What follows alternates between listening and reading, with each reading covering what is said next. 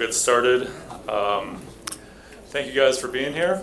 Nice to see a good turnout, and to the people watching online, hello. My name is Landon Bartley. I'm one of the planners for the City of Grand Rapids. We also have some other staff here. I don't see Kristen right now, but Andrea Hendrick is also here. She's been doing a lot of the mapping, and there's Kristen. And we'll be talking quite a bit about that later on, and also some changes that we're making as far as getting a little bit more accurate data. So just a real quick reminder, if you haven't done so, please sign in outside. Also, there are 4 handouts, grab those, and we'll get started. Let's see how this one works. That doesn't work. There we go. All right, so today I just want to talk, this is the brief agenda. I want to talk about what this workshop is, what it's not. We'll go over the ordinance fairly briefly. We'll talk about separation distances, how to measure those, and how to get waivers for some of the sensitive land uses. Talk about where we got our data, then the application process, timeline, what documents you'll need, and plans, and everything. Just one second. And then neighborhood engagement in the community, and then sort of finish up with general Q&A. If you do have a specific question about stuff I'm covering as I'm covering it, raise your hand and I will call on you, and we can try to answer that right then. Otherwise, I'm going to just try to move through things pretty quickly, and then have more time for general Q&A at the end. Yes, sir. Thank you. I know this is being live streamed. Will Yes. there be an archive of the live stream so we can go back and? Yes. Perfect. Thank you. Yeah, this will be recorded. And also, I met many of you in person. Great to see you again. Also talked to a lot of you by email and on the phone. I think after the first 3 days after the ordinance was passed in July 24, we had like 200 phone calls. So I talked to a lot of you already. Great to see you in person, though. So we will have this recorded, and I'm going to keep track of your contact info on the sign-in sheet, and as things change and update, I'll keep you guys in the loop. So please make sure to sign in.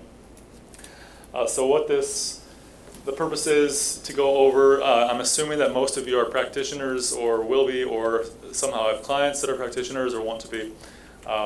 This is what the workshop is meant for. It's not meant to be legal advice for you. I can't go over specific properties. I know a lot of you have had those questions. We'll talk about how to get those. That's a lot of the reason we're here. How to find what specific properties will be suitable. It's not going to be a policy debate. I know some of you feel that the ordinance should be changed. Maybe it will be, maybe it won't be, but that's not why we're here today, right? We have an ordinance, it's been adopted. We're going to work within what we have already. And then I don't want to explain the statewide rules. I'm assuming you guys are pretty familiar with those already. So we're just going to sort of operate under the assumption that you are aware of those rules already. This is really focusing on local regulation of medical marijuana. Okay, so any questions about the workshop purpose? So as I mentioned, the ordinance was adopted right in this room on July 24th, 2018 by the City Commission. They gave it an effective date of November 1st, and that's going to be the first day that we can accept applications. We are working as fast as we can to, I guess, make sure that we have all the mechanisms in place, because I know that time is of the essence for all of you, and so we respect that. We're doing the best we can to keep as much data online, to give this kind of workshop enough information to make your task easier, because there's a lot that goes into this industry. We're aware of that. So it's effective on November 1st. I will talk in detail about the application process around that time. Our ordinance allows an unlimited number of licenses as allowed by the MMFLA, just with a lot of restrictions. So there's no cap per se. It's just that the separation distance requirements are going to end up restricting the number of licenses in the city. And all licenses will be a special land use, and I'll explain what that means. It's in detail in a moment as well. As you know, we have required separation distances from many different what are considered sensitive land uses, as well as from other facilities. Sometimes waivers are allowed under specific circumstances. We have a lot of application requirements. You've seen on one of the handouts, there's a checklist that's pretty exhaustive, and I'll be going through that in some detail as well. And then, as enabled by the state, we will be assessing a $5,000 application fee per license. I'll talk about the fees later on too. So, those are sort of the highlights of the ordinance. There we go. All right, so I mentioned that in the city, any license type is going to be a special land use where allowed. What a special land use means is that you have to go to the Planning Commission and have a public hearing. There will be public notice given. And by the way, this whole presentation is a handout. I think I made one little change since I printed it. I'll point that out. But so if you can certainly record and take pictures of the slides, but they're also right here. So in every case where allowed, these are special land uses, reviewed and approved potentially by the Planning Commission. There is a public hearing. Everyone within 350 feet receives a postcard of notifying them about the public hearing with the time and date and location. We typically the Planning Commission reviews the case, discusses it, has a public hearing, and typically makes a decision the same day. The effective date of the decision is 2 weeks later, 16 days technically. And I'll talk about the process in more detail. We'll actually go through the application. So in residential zone districts and downtown, we have no licenses that are allowed. They're only allowed in most commercial zone districts and in industrial districts.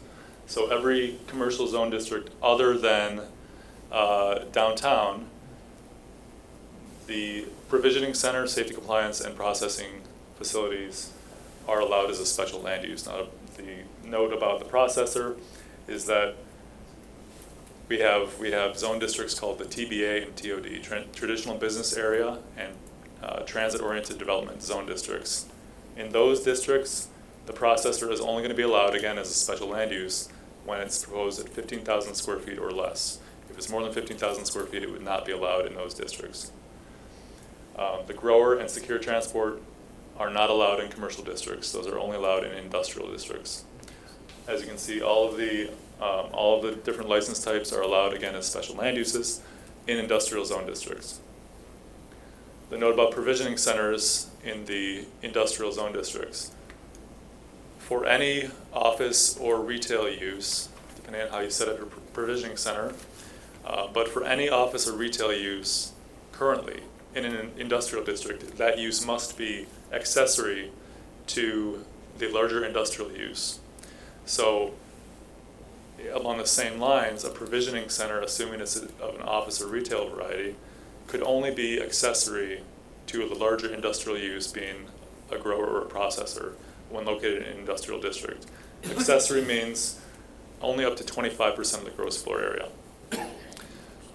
So you would be looking at a co-location with your state license for use of, or for having a provisioning center in an industrial zone district.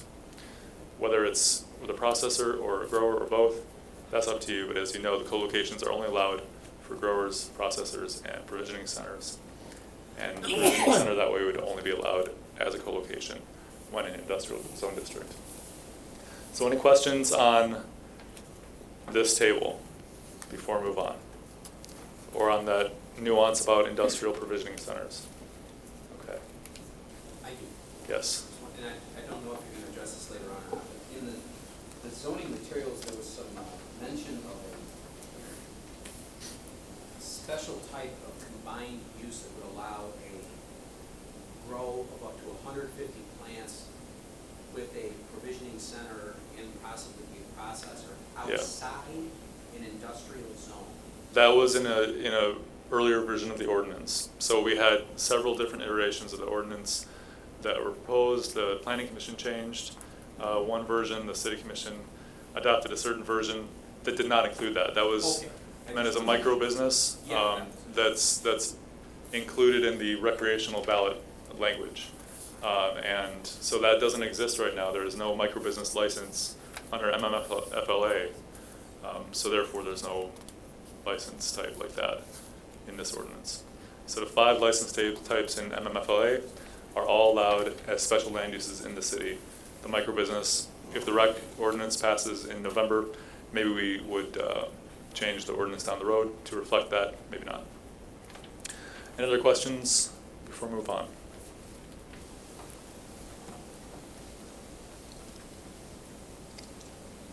You know, I'm actually fairly technologically savvy. You wouldn't know it. Okay. Separation distance requirements. The ordinance requires a 1,000-foot separation distance in the form of a radius from the property line, and I'll explain these in detail, from child care centers as licensed by the state of Michigan, public or private K-12 schools, public parks or playgrounds, publicly owned, religious institutions, and substance use disorder programs. And those are as licensed by the state. So that's a 1,000-foot radius. There's also a 1,000-foot buffer required from residentially zoned property. But that's a linear distance, a linear measurement along the same street frontage. I'll also explain this in some detail in a moment. The ordinance requires a 1,000-foot radius separation distance from any other marijuana facilities that are established. And so this is part of why, as one gets established, it's going to change the equation, right? There are so many suitable properties around town. As one gets established, that'll change numbers. And then the ordinance also requires between provisioning centers, only between provisioning centers, a 2,000-foot separation distance. Yes, sir? How are those buffers being measured? Like in Kalamazoo, they were doing a buffer from the edge of the special land use property, and then the buffer went to the facility, the actual facility where the marijuana operation was being housed. So they were allowing parts of the parcel to fit within the buffer zone as long as the actual facility wasn't there, and they were allowing infrastructure. So if you had something else that had to deal with that facility. How is Grand Rapids handling that? Property to property. Property to property. Mm-hmm. Okay. In fact, let's just go right into it. So separation distance-wise, again, for everything where you have it, for most types, except for the residential separation, for most types it's a radius from the property boundary. So I have a example property at Fulton and Lake Drive, in the east side of this town. This is not a suitable property, okay, just so you know, guarantee it. So number one, it happens to be a park. And number two, is surrounded by residential. So don't go looking at this site, I'm just telling you right now, freebie. Okay, so you're measuring from the property line out. Every property that radius touches is, you have to sort of search for those other uses within those properties now. So I've highlighted all the properties that are not contained fully within the radius, but have some part of the property located within that 1,000-foot radius. Does this make sense? So it's not, so I'll walk up to it. Just to clarify, this property only has a hair of the property located within that 1,000 feet. This property is now a property you need to care about. This property is fully within 1,000 foot. Great. But this one also, if there's a sensitive land use on it, you need to watch out for that. Does this make sense? So if any part of the property was within a 1,000-foot radius,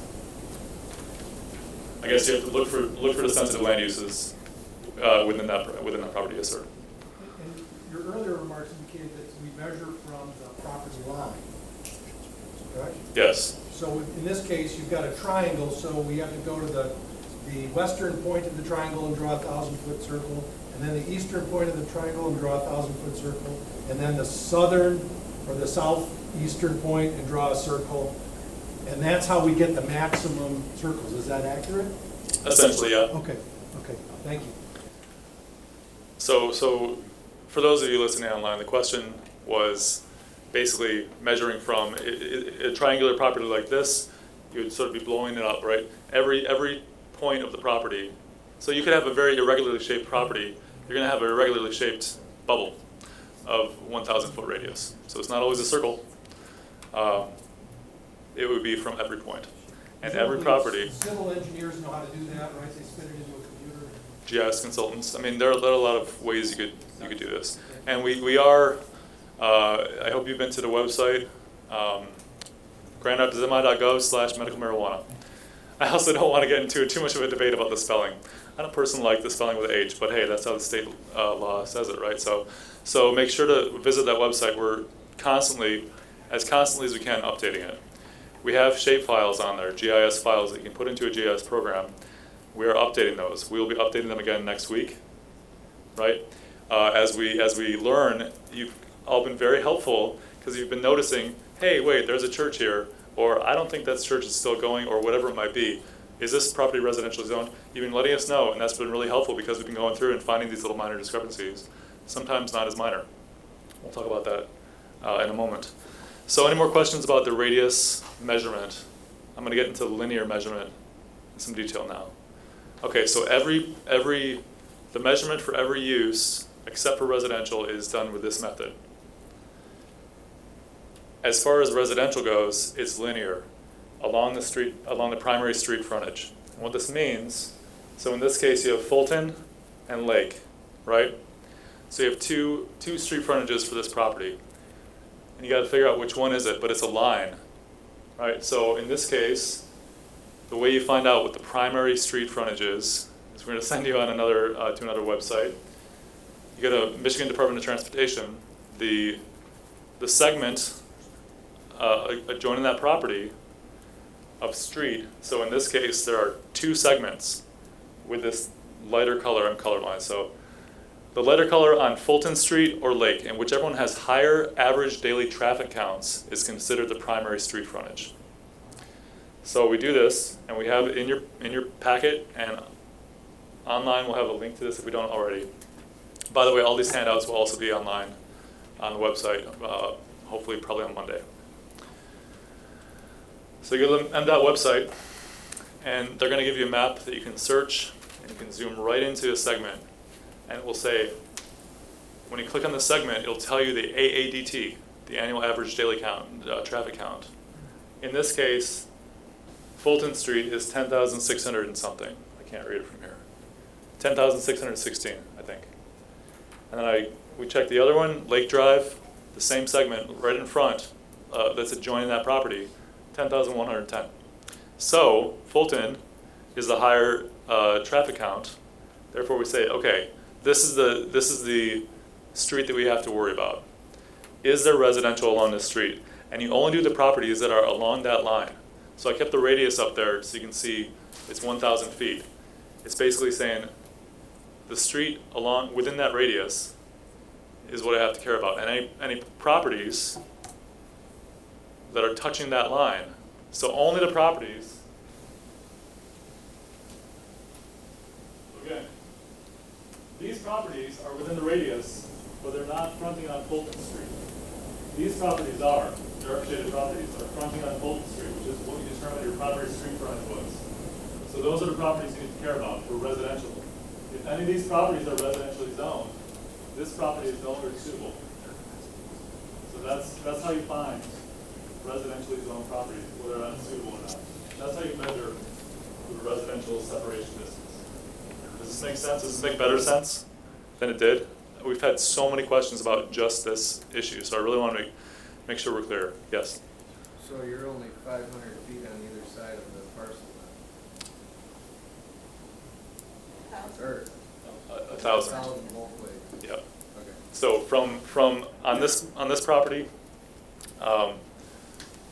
it's maybe 100 feet wide, so you're going to have a 2,100 foot line essentially, because from the corner, 1,000 feet that way, another corner, 1,000 feet that way.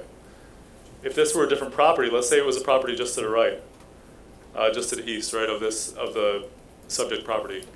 It's a little more rectangular. You're just going to use those two corners. Then you don't have to worry about the primary street frontage calculation when it's just fronting on one street. Does this make sense when I say fronting on? Like the front property line, the one that abuts the street, That's the frontage, right? So that's what you're measuring from, 1,000 feet in either direction. Yes. You were very careful to say residential zone. Yes. So I just want to be sure, if there's a residence within that area, Thank you. but it's not in a residential zone, that's not a disqualifier. Correct. The question was residentially zoned versus residential use, and it's residentially zoned property. Sometimes we have business districts where you have commercial zoning all the way up and down the street, but the commercial district doesn't extend that far. So maybe here are some houses, interspersed. Those are commercially zoned houses. They have non-conforming rights to be used as residential, but they're not residentially zoned, they're commercially zoned. Therefore, if you're doing your measurement and you find some houses, maybe check the zoning, and if those are not commercially zoned, you don't have to worry about, or excuse me, if they're not residentially zoned, you don't have to worry about them. Any other questions on this? And we're going to go through and show you how to find all this information too. What are the specific zoning types Specific zoning types. that are considered residential? There are two kinds of residential zones in the city. Low density residential, mixed density residential. So it's nice and easy because the last word is residential in both cases, right? I don't mean it's not flip, but I mean, so that's how you find it.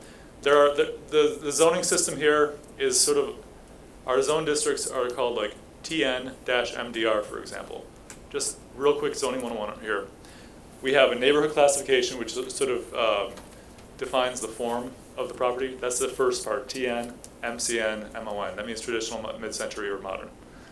And then the second part of that zoning is the zone district that defines what the uses are that can be done and how they're governed in that district. So LDR, MDR, CC, TCC, TVA, TOD, yada, yada, yada, right? So that means those are like the commercial, those are the use classifications, the zone district.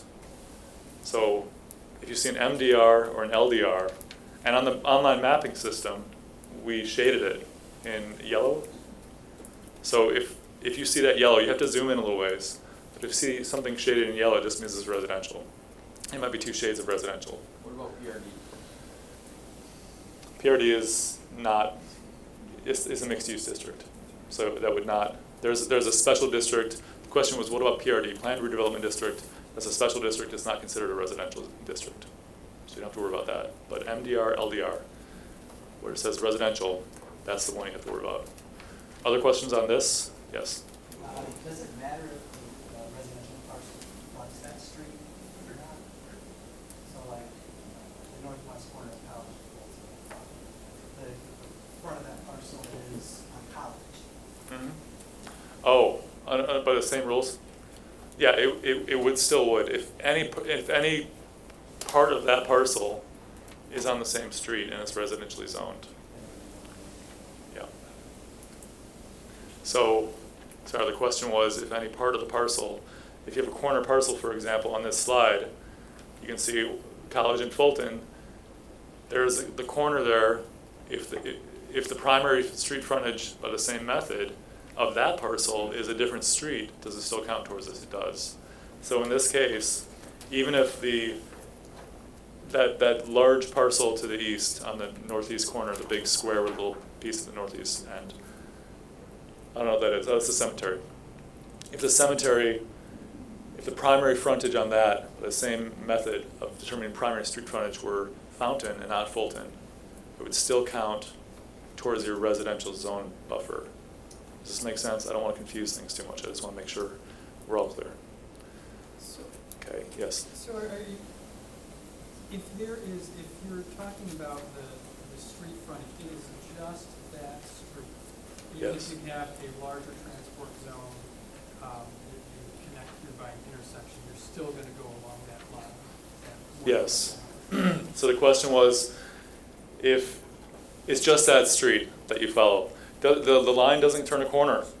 Okay, so even if Fulton now, in this case, Lake Drive became Fulton. This is a tough one, actually. We should probably get the attorney's question about this, or attorney's opinion. In this case,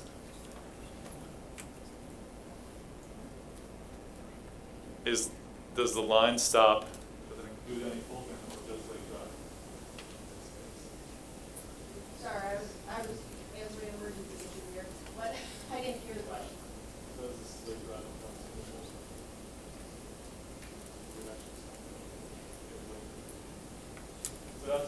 point. I messed up, because even for a planner, I understand this can be a little bit confusing. So on this slide, I was saying, is it Fulton or is it Lake? If the primary street frontage in this case had been Lake, this slide is incorrect. Where it shows the street frontage along Fulton, it should not. That's Fulton, not Lake. So even though Lake just dumps into Fulton, the Fulton would not be included. The separation distance from residential would only be on Lake Drive. So I apologize, thank you. So she's covering up the part on Fulton, right? So you wouldn't count, if Lake Drive had been the primary frontage, you'd only look for properties on Lake Drive.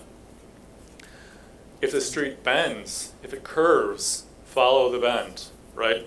There's one in your guidebook. By the way, this handout where it says medical marijuana guidebook is a draft. We want your opinion on it.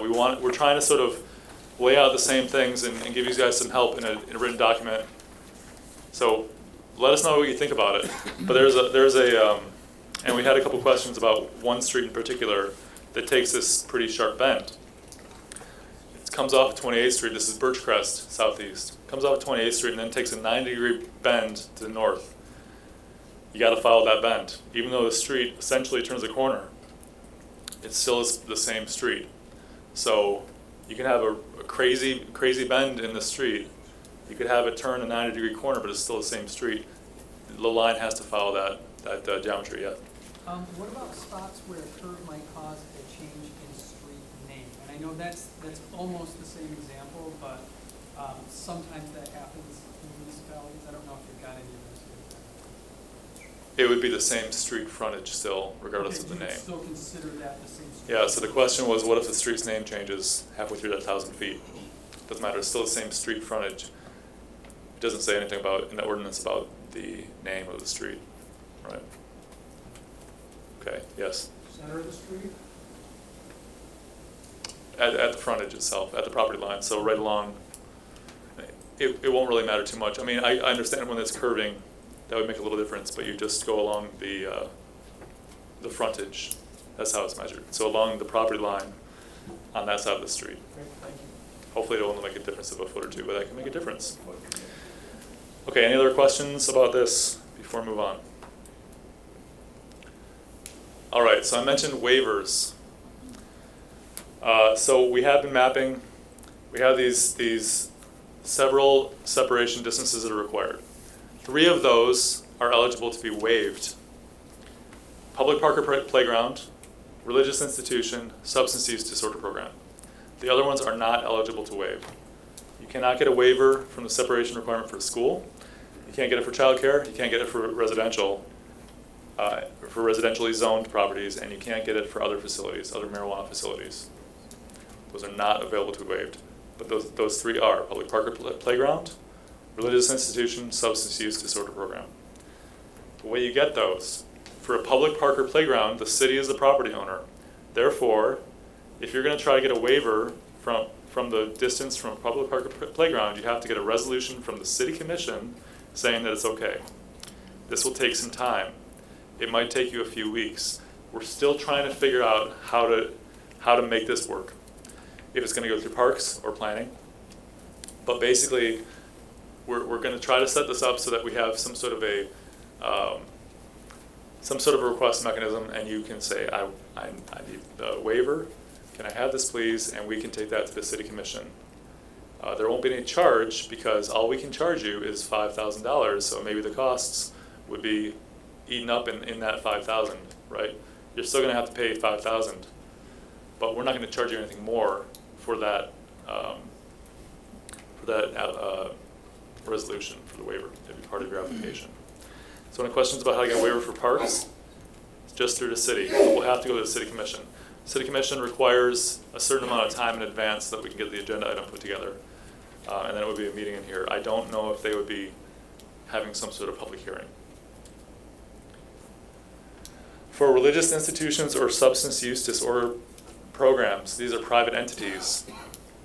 You need basically three items. You need a description of how you found that this was in your set, like you're within the buffer, right? So you can just say, I measured it using this method. you need an evidence of notification of that use. That number one, you're going to be applying for a special land use approval, and that you intend to ask them for a waiver. And you need to show us that you did that. And that could be a probably certified mail receipt, honestly. It could be something like that. And you need a notarized statement from the property owner that expressly is giving you consent. Basically, yes, we are waiving, up to this many feet or however it is, but some sort of express written consent, and it's a notarized statement. They have to explain, you can help them with this, but they have to say in their statement, I don't think this is going to be a problem to my use or the use on my property because whatever. Some reason why it's not detrimental. This isn't the ordinance, and when the planning commission considers the waiver or the application or the request for your facility and they're looking at the waiver, they have to agree. Yeah, I think it's not going to be detrimental. They obviously don't think it's detrimental, the property owner. So do we agree? And they have to describe any consideration. So if you are going like, hey, I'll buy you a new roof if you give me this waiver, whatever. You don't have to. It's going to be however you end up getting that waiver. If you're just a very nice, charming person, that can go a long way. I don't know what's going to happen here, and I don't know how to advise you on this. I don't know how to get the waiver, but you're going to ask them for a waiver. And however you guys do that with these private entities is going to be up to you. But if you say I'm going to give you $1,000 or whatever it might be, if you're giving them anything, they have to disclose that in this letter. Yeah, we're fine with the waiver, but this person gave me 3 apples. Wonderful, I really like apples. Okay, so does that make sense? Okay. We're going to talk about data sources. I'm going to have Andrea come up, and she's going to go through and help you locate all this data, because I want to be able to say, yes, that property is suitable. We have a spreadsheet online, we have a map. We're doing the best we can, but we can't guarantee anything. So a lot of you have emailed me and said, hey, can you tell me about X property? Not really, man. You can go onto the website, and if it's on the Excel spreadsheet, we think it's suitable, but we don't know. It's going to be up to you at the end of the day to prove it. Because it's all about a point in time, right? All of our data is from a point in time, and things can change since the last time we published that spreadsheet. So I can't guarantee those results. So when you go on the mapping system, you'll see that disclaimer. This is the best we can do with the data we have at the time. That's all we can give you. So I won't be able to guarantee it until the day you come in and say, this is it. This is how I got this information. We're going to say, yeah, we agree with you, assuming you did your homework, right? And with the data that you presented at the time, we believe that you're right. That's all we can do. That's all you can do too. But that's why I can't really say, yeah, I think it's suitable, because I want to. Trust me, I really want to, but all I'm doing is going to the website, same as you. It's like, let me Google that for you, right? Let's just go on the website. And so a lot of you have actually talked to on the phone. Let's go to the website. I'm going to show you how to find it. And then I'm just helping you look it up. Honestly, I don't have time. So I'm like 45 phone calls behind right now on requests just like that. I really can't help you out with these, sorry. So let's get Andrea up, and we'll talk about data sources and actually have her go through and show you how to get those. Yes, sir? Just one question. Early on, you were mentioning that the 2,000-foot buffer was applicable between provisioning centers only. Yes. The language of the ordinance isn't that precise. It just says facility. So we were thinking that a provisioning center says it. Where? If you look at section 1A, 1.6. I think that's correct. Can you check on that? That it's under 1A is specific to provisioning centers. Yes. And therefore it's another facility being a provisioning center. Perfect, thank you. So if there's a grow operation 1,200 feet away from a provisioning center, not a problem. Correct. Well, I think you would have the 1,000 foot Right, separation. 1,200 feet. Yep. Yeah, so it's 2,000 feet between provisioning centers and 1,000 feet between any other facility mix, if you will. So we're telling you that right now. It's provisioning center to provisioning center. Yes. go to the bank on that. But if it's provisioning center to grow, said 1,000-foot separation. Provisioning center to provisioning center, 2,000 foot. Good? Of another facility. Okay, data. Okay, so we have been working on these maps for like a year, just trying to find all these sensitive uses, find what other communities have used as sensitive uses, and then find a way to find all of those within our community. So we have had to get very creative to find all of them, but it is possible. And please realize there's 62,000 parcels in the city of Grand Rapids. So if you're looking at Landon's example, there's probably 300 parcels within 1,000 feet any direction. We're trying to get this as accurate as possible with 62,000 parcels. So thank you for your insight, but we're going to miss things, and that's where open sourcing this is very helpful for us as well. So if you want to figure out where schools are, the method that we have used is we collected data that the we used data that actually the Grand Rapids Police Department had, and then went through and confirmed that we had all of those schools right. Some of those schools, even in the last year, have closed down, others have opened. So as Landon said, it's a point in time we're going to have to continuously adjust this, and I strongly suggest if you don't understand any kind of spatial analysis, there's GIS professionals that can help with this. There's software that can help greatly in figuring these things out. So if you want to figure out where schools are, this is very difficult. Tell me when I'm on the right one. No, schools up. Okay. That's all right. We'll go to, did you do Kent County GIS? That's this one. Oh, perfect, look at that. So this is assumed to be a parcel that may be suitable for a medical marijuana facility. And I'm just going to take you. The way you get to this site is, this is Kent County GIS. So you can Google Kent County GIS. The address is gis.kentcountymI.gov. And this link will also be on the medical marijuana website by Monday. Okay. I have it spelled wrong? I can't see. I'm sorry, I'm just going to switch because I can't see what I'm doing.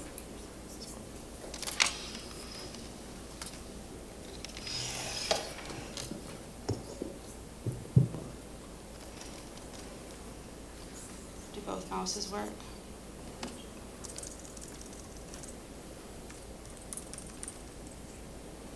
So for schools and for churches, the most accurate way that we were able to figure out where those were was by going to this website and actually talking to the city assessor, because they're all nonprofit organizations that get nonprofit status. So in order to find that easily online, there's a lot of ways that you can FOIA this or Google it, but if you don't have a professional working on it, you can go right to this site, zoom out, and start looking around your area for parcels that have tax value of 0. So there's different tax values for all churches, the tax exempt parcels. And for schools, or for churches, the tax exempt code is 701. So in order to pull all those, we ended up having to go and get the specific code for that, and there ended up over 200. So what you're going to do is be able to just look around there. This is one of the easiest ways to get that. The way that we got it was talk to the assessing department, FOIA'd all of those, and put the list together. And then geocoded them to put them on the map. So these are also basically available on the online mapping system that's Yeah. on the medical marijuana webpage. But if you're sourcing the data on your own and you want to just confirm, you can go here, give the assessors a call, and you can say, hey, what's the code here? Is this a nonprofit? Is this a church? You know, Dick? Is there a code for churches? Schools or 701? Yeah, and that you'll just have to go and look on. You can talk to the assessor. You can download or FOIA the code list, because it's like a 5-digit code and I don't know exactly that. So you can go through the list, look at all the different uses. There's a code for schools, there's a code for churches, there's a school for religious, private schools. So that's a good way. But then once you know your parcel, you need to go through and look at those 300 and figure out from there if there's any of those. And that's where the Kent County GIS can come in so that you know you've looked at every single parcel that's in there. I want to make one note about that. Schools are pretty easy to find because they're usually public, or you can also go to the Michigan Department of Ed and say, is this a school? Is it a private school? Churches are not, I shouldn't say churches, but religious institutions are not always legal. Sometimes they have been established years ago and they have rights to be there. Sometimes they have been established without going through the proper process. In most cases in the city, a church requires special land use approval, except for downtown. You can't operate downtown anyway, so you'll probably won't have that too much going on there. But before you put too much effort into, for example, trying to get a waiver from a church, I would suggest that you confirm that that church is legal.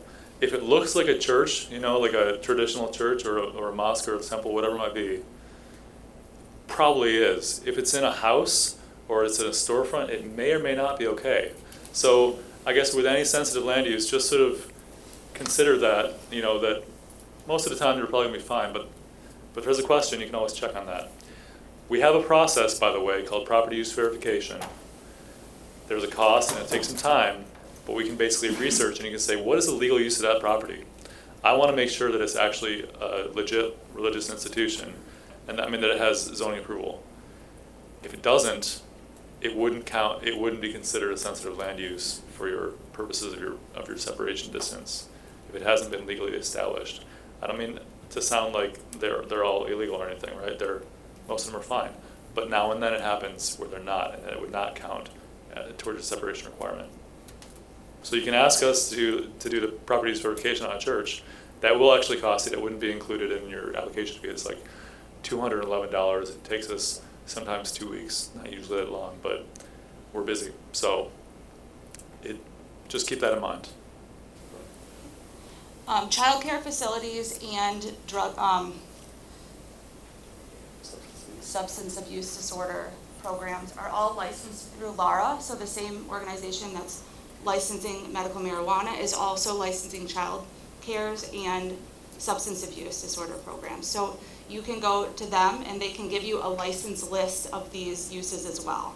If you want to do child cares, it's pretty simple. You can just put in LARA, child care.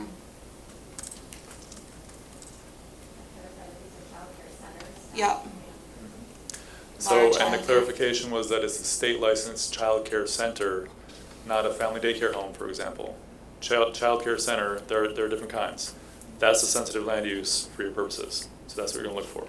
So if you're on this website on LARA, you can go to parent, find a licensed provider,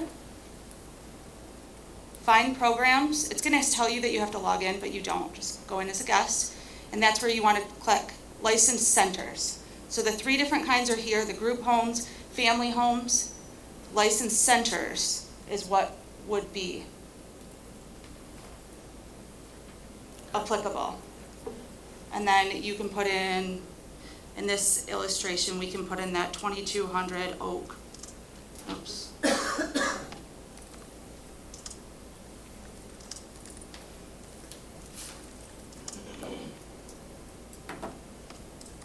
And you can also just put in Grand Rapids and the area code of wherever you're at. For that purpose, it would be 49503.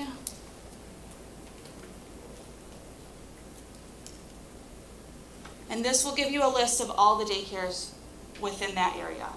Then you can begin going through, putting those again. If you have a GIS professional, you can FOIA that information. You can throw those all on a map, and that's what we've done with the website. And then the same process can happen with substance abuse disorder programs as well. Let's go to parks.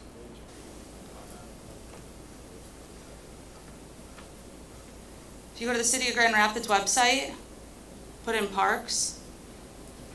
Was this what we decided was the easiest? We have also a list from the City of Grand Rapids of all the publicly owned parks. A note about parks. Parks and playgrounds are what require the separation distance. Golf courses do not. Cemeteries do not.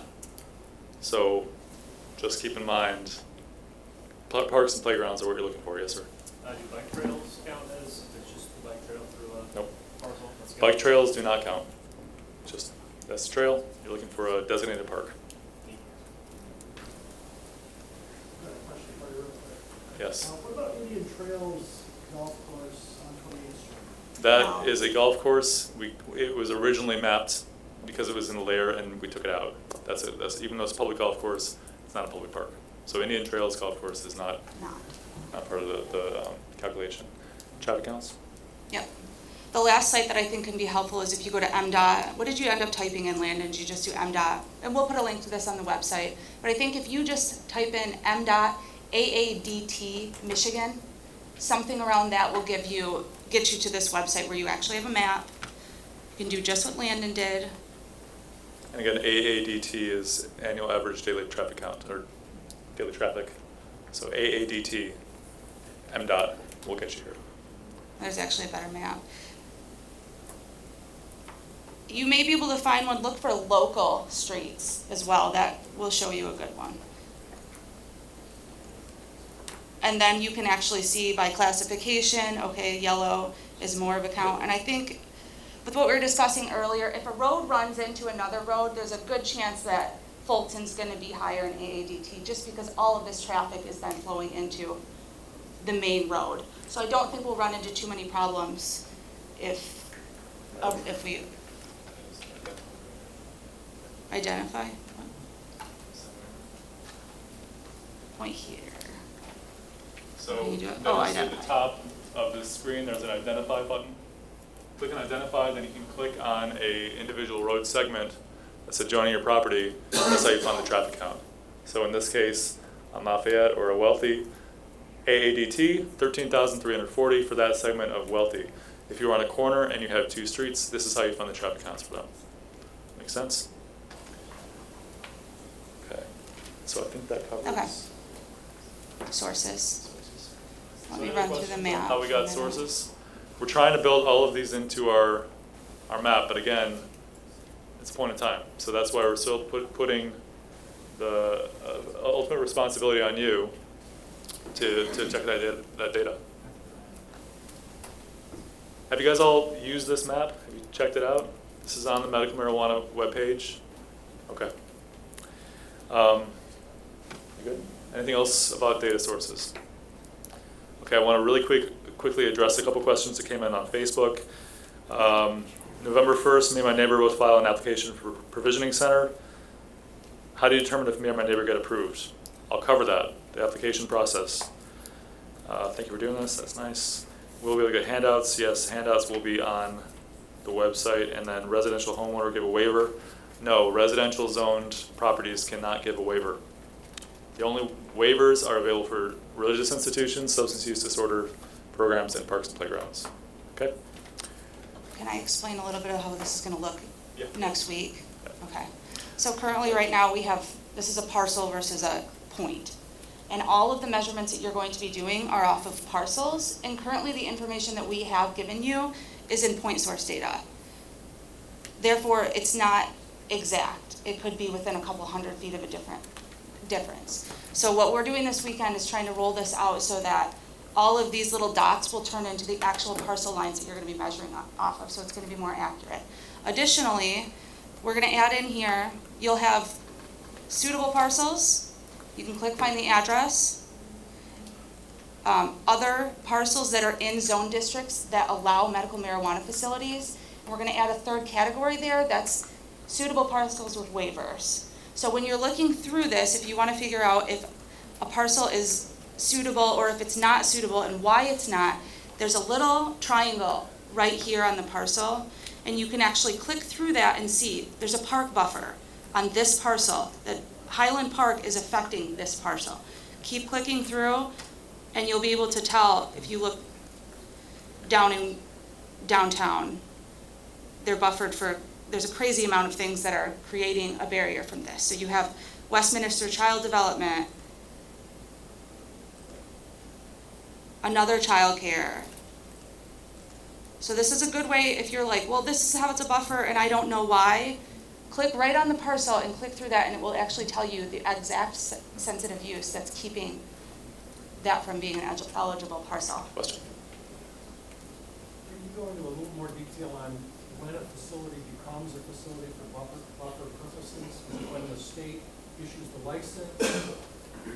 Yes, for a child, for a facility that's state licensed. Facility, medical marijuana. Oh, I'm sorry. Yeah, it would be when the state issues a license. So the question was, for a medical marijuana facility, and you have to have a buffer, what we're intending on doing is having a sort of a map that would show those facilities and if they're pending. So if they've been approved by the planning commission, but not the state, they'll be pending.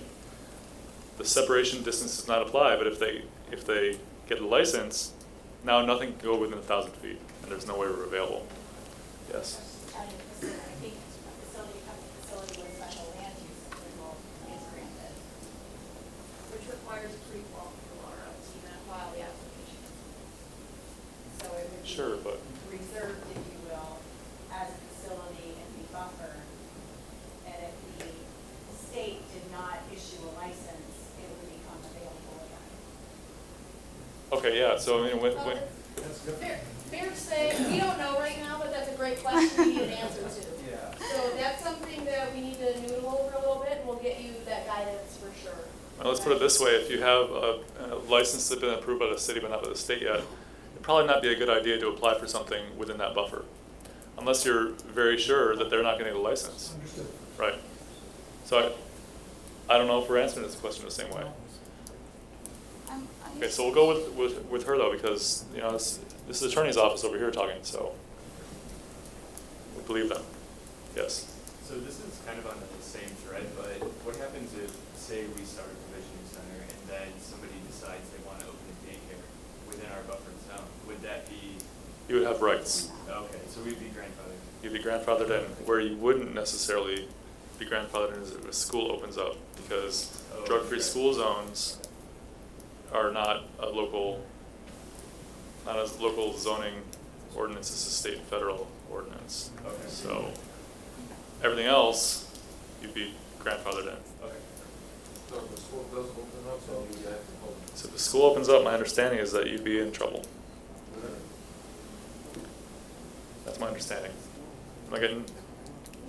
Is that not true? If you're an established facility, you'd have to. Even with the drug-free school zone laws? That's my understanding. Okay, so we'll find this out for absolute sure and get it on the website, and I'll also email out to you. But my understanding was that a school would not have non-conforming rights for that.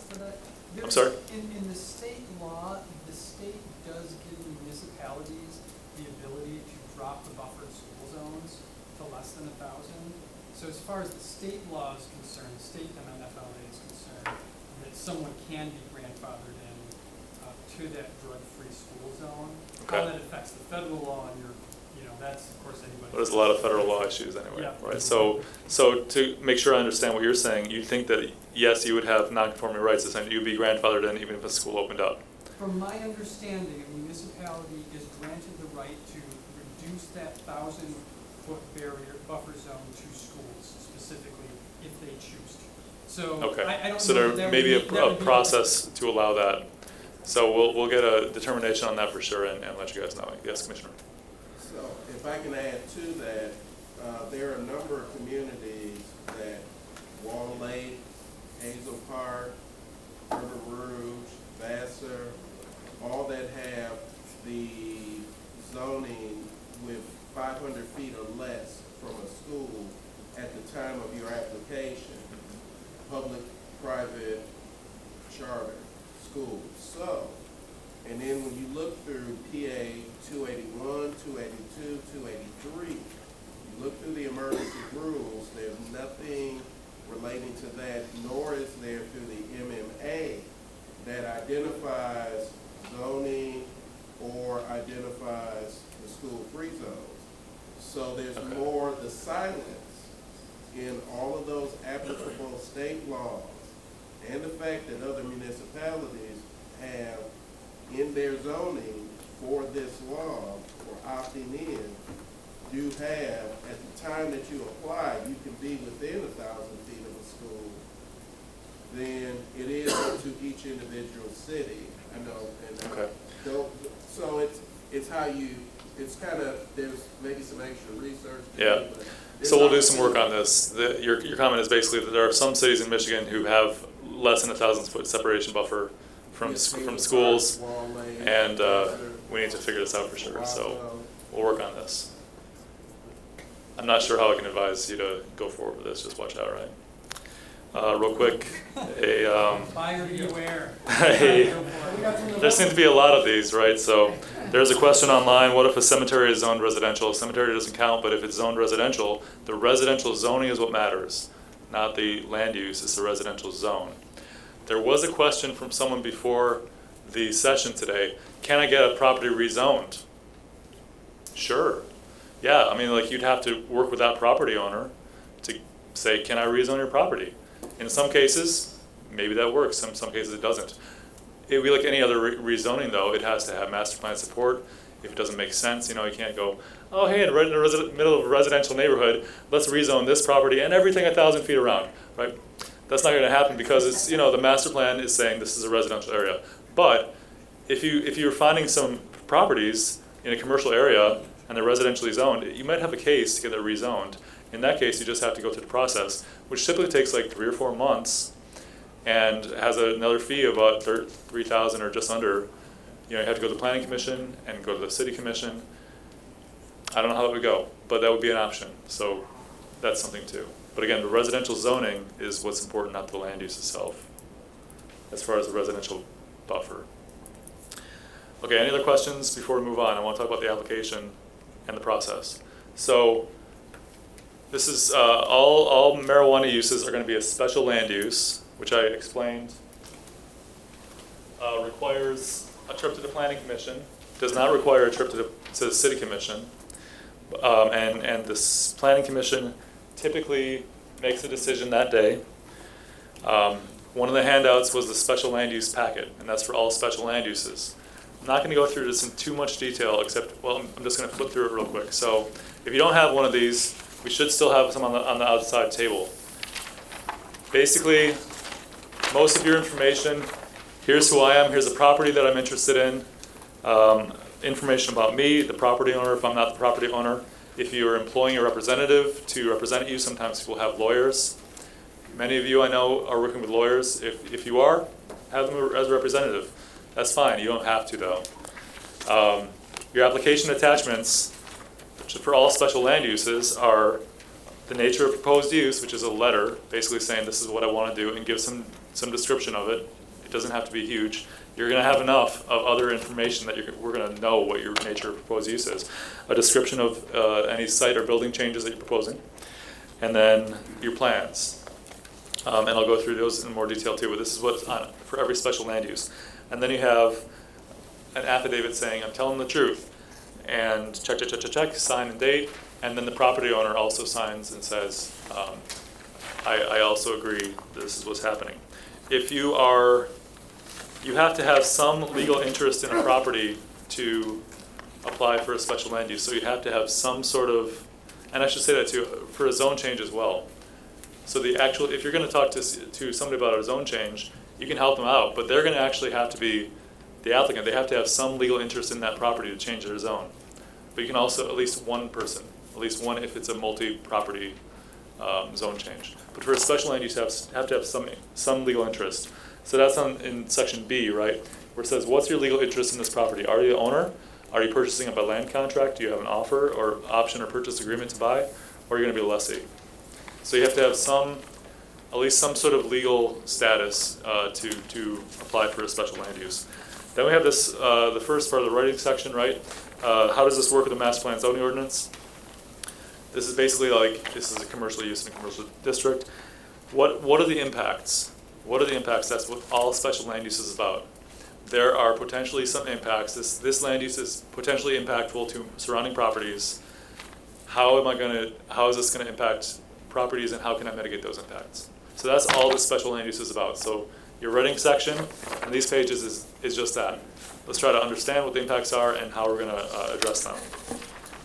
There's a little bit of a review about the process itself. Usually people come talk to us, we get an application together, get all the documents, you turn in the application, we send a public notice out, get you scheduled on the planning commission agenda, by the way, then we send a public notice out, and then you actually have a decision. You have a 15-day appeals period after the decision. Real quick, as far as appeals, if the planning commission denies your application, you have a right to appeal. The appeals also costs money. It's like $1,000, $1,300. I'm forgetting the fee off the top of my head, but that is appealing the planning commission's decision to the Board of Zoning Appeals. If they deny you, if they approve you, somebody else could potentially appeal your approval. So there's a 2-week period after every decision, a special land use decision, for that purpose. So just keep that in mind. There's a note. Just keep in mind when it comes to an appeal, there's very specific criteria of what constitutes an appeal.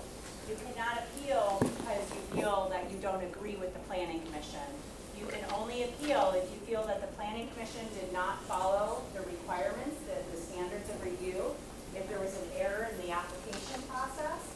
So there's very specific criteria before you think, well, I'll just appeal that, I don't like the decision. It's not quite like that, and that's all spelled out through the state enabling legislation and reiterated in our ordinance. Yeah. So if you couldn't hear or if you're online, Kristen was just saying that the appeal is not because you didn't like the decision, it's because you feel that the planning commission made the decision the wrong way, for the wrong reasons, or not following the standards. And when I say standards, that's exactly what this is. This writing section I joke about, it says standard 1, standard 2, standard 3. This is what the planning commission must consider when making their decision. So if they didn't consider that, if there was some way that they're not going about their decision process in the correct way, that's what you can fight in appeal, either for approval or denial. So keep that in mind. Appeals are not a cakewalk. Let's talk about the supplemental application. Here's your 5-page checklist that says application procedures for medical marijuana facility. Let me jump out.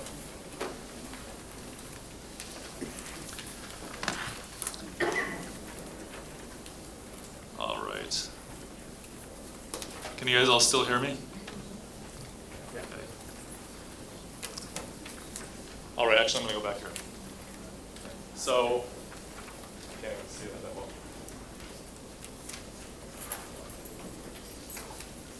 We'll just do this. All right, so you all have this this checklist, yes? Sorry, one question about the special land use. Yeah. Is there a fee involved with that? The question about the special land use, is there a fee?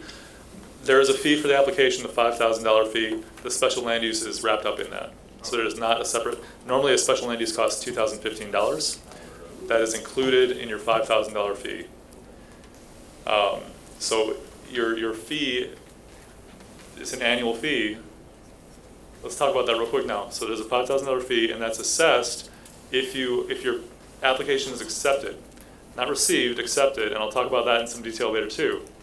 But that $5,000 fee is assessed if your application is accepted. You don't get it refunded. You don't get any part of your application fee refunded if the planning commission says no. If it's approved and you get your license, that's an annual fee. You get assessed the fee of $5,000 again next year on the effective date of the approval. So in your guidebook, somewhere in there it says, let's say our first available planning commission that we could potentially review these applications is going to be December 13th. Let's say that one or more of you get on that agenda and is approved, your effective date would be 16 days after that, so December 29th, because of that appeals period. Every year, on the 29th of December, you'd be assessed that annual fee. And I'll get into that, and I'll get into the application process and timeline and stuff too. But let's go through this application procedures. Medical marijuana facility. So again, this is, unfortunately, it's not just a supplemental application, it's a supplemental checklist. There's a lot here. This first page is just talking about your process. That yes, special land use is required. A pre-application consultation is required with planning department staff. so we can just sort of go through and make sure you're on board and you're on track. Because what we don't want to have happen is that you go through this whole process and get all this documentation together. And I know there's a risk of that happening anyway with the state, but if we don't want to be turning away your application because it's incomplete and because you're just missing one little part. Because I know time is important, and we'll get into why timing is important and how it's going to work. Yes, sir. So that pre-application consultation has to happen. Well, before you apply. Yeah. It doesn't have to be long. It could even be a phone call. You know, I know that there have been people out of state. I mean, maybe they don't have a representative in state. Maybe we just have a phone call. It might be a long phone call. It's best to have an in-person meeting, and we can just go over everything and sort of go through the checklist and say, are you on track here? Because I really don't want you to not be on track, and then we end up turning your application away for something you could have fixed. Yes. How are those pre-application meetings going to be documented, or is there going to be a calendar online where we can schedule it? How do we acquire this step? You typically, so how do you get a pre-application meeting set up? You basically just call and say, can I get a meeting with the planner? And it's probably going to be me, maybe Kristen. You know, we'll start setting those up. I'm hoping that this workshop is going to help and sort of be a nice big, I don't know if we could legally call this a pre-application consultation, probably not. But it would be a lot of the same kind of stuff where we just sort of go through and make sure you're getting your questions answered. We're talking about your specific project, your specific property, how you're measuring, that kind of thing. A significant amount of neighborhood outreach is required. We have a requirement for a good neighbor plan, and I'll talk about that in some detail in a moment. VEDA, a voluntary equitable development agreement, is also going to be strongly encouraged. The VEDA, we are lacking some detail right now because the City Commission wants to discuss this, and they won't be able to discuss this until mid-September. So hopefully, shortly after that meeting, late September, we will have some more guidance on what needs to go into the VEDA, because you also have to get the VEDA approved by the City Commission, but not before you apply. The VEDA will eventually have to be approved by the City Commission if you're going to have one. The incentive is probably going to be a placement in line. And I'll talk about that more in a moment, but we're not quite sure how that works. So a VEDA is going to be strongly encouraged. What a VEDA is, well, I'll get down to that, okay? There was a question, sir, first, before I keep going. Was there a question? There was, but I forgot. Okay, I'm sorry. So that's what I do. I just say, I'll get to you, and then, okay. You said the first possible approval or meeting before the planning commission was December 13th or something. Yeah. Is it possible for the special land use process to begin next week, for example? No. No. The question for those online is, can we start the process sooner? I mean, you can start pre-application consultations, you can start your neighborhood outreach. We just can't accept an application until November 1st. So, and because of that, and because of the public notice requirements, the November 1st opening date, we can't get anyone onto a planning commission agenda until December 13th. And that special land use, even though it's not called application, that's part of the application process. Yeah, that the special land use is the application process for the city. So we'll get into the GNP and the VEDA a little bit down the road. We have these applications online. We will have them on the medical marijuana webpage. We have the calendar on the website. This supplemental application is more of a supplemental checklist. We're going to be expecting you to go through and check all these boxes.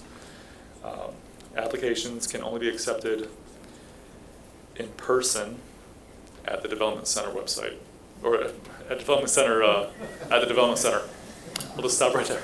So I realize that, especially if you're not right in town, that could be problematic. I don't know, maybe we can figure out a way to do it by mail. But the timing is very important, and I'll talk about the timing again soon. One thing that's important to know too, just because you send us your application, and people for all kinds of planning commission applications, all kinds of special land uses for whatever land use, this happens all the time. Just because you submit an application, and even if we say we receive it, we review it, we accept it, doesn't guarantee you a spot on the next planning commission agenda. It's the next available planning commission agenda, and these things fill up. So, like right now, we just had we had a deadline yesterday for the next September meeting, and it's like we're not gonna be able to accept them all. We got like 10 applications came in yesterday. We can probably take like 4 or 5 because we already had some on. So we always suggest do it as early as you can. And again, that's part of why we're trying to do all this stuff right now, because we know how important timing is for you. And I know that you want to do things as early as you can too. We will review your application in detail. We'll contact you if we have questions. If we feel that it's complete, we can accept it at that point. If it's not complete, we have to give it back to you. And you go back to the beginning of the line. We'll talk about the line in a second too. Notice of public hearing, we send a postcard out. We put a posting in the paper, a public notice in the paper. It's on the web. There's an email notice that goes out to anyone who's signed up for these notices, and a postcard goes out to people within 350 feet. Then the Planning Commission meeting is held at the Development Center. This is at 1120 Monroe. Doesn't matter right now, don't worry about mapping, but it's just north of here, about 2 miles north. And that's where the Planning Commission meeting is going to be. We have a public hearing. We'll talk about the little nitty-gritty when we do the pre-application consultation, but you have your decision that day. We have the appeals period, the effective date, and there's possibility of appeal possible. So let's go into the checklist. This checklist, all that you're really filling out here, other than checking boxes, is, I guess I can look up here too. All you're really filling out is, because you're already filling out the special land use application as well, you're just filling out the address of the facility, and the applicant is LLC or it's you, or however you want to do it. You have to verify what kind of license type you're proposing, if you're co-locating, what kind of grower you are, if you're stacking, etc., or provisioning center, or any kind of license, and then sign and date. So, application attachments, we need everything on this checklist, and it's a lot. I realize this, but the property owner, if it's not you, or you don't have the legal right, but if you're going to be a lessee of a property, you have to have the property owner's notarized statement on their letterhead saying, "Yep, got it. I know what this facility is going to be. I understand it, and I'm also indemnifying the city and employees if there's any kind of claim against this facility, knowing the legal issues right now." Is that a question, Omar? So if you have any purchase agreements, Yeah. you require- Purchase agreement, you're going to be considered the property owner. you have to- Correct, because if you're purchasing the property, you will be the property owner. If you're going to be leasing the property, you're not. So the property owner, in that case, would have to sign. If you're buying the property, though, you are the property owner for intents purposes.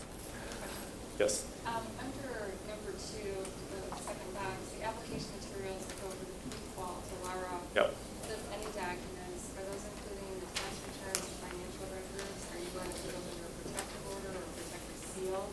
Yeah, so the question was, let me get to that real quick, because the last point with the acknowledgement is that you have to allow the city, you have to give the express written approval, allowing the city to inspect the facility at any time if needed. So the question was about pre-qual. We are requiring pre-qualification from Lara before you apply. I know that Lara is backed up. I also know I've been in contact with them, and I know they're working to try to get these things through, and they said, someone at Bummer told me that yes, we're going to, we think that we're going to be done with this backlog possibly in September.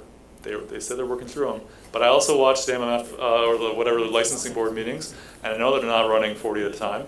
So I don't know. We recognize that it's going to be tough to have your pre-qual in time for November in many cases.